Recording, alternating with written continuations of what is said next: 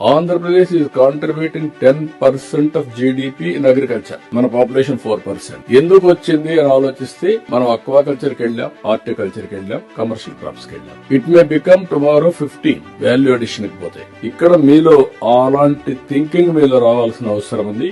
ఇప్పుడు మనం గ్రీన్ ఎనర్జీకి వెళ్ళాం, డిఫరెంట్. దెన్ డేటా సెంటర్స్ కి వెళ్ళాం. ఇప్పుడు నిన్న మొన్న నేను రివ్యూ చేస్తే కొన్ని జిల్లాల్లో ఐరన్ ఓర్ ఉంది. That is a game changer for steel.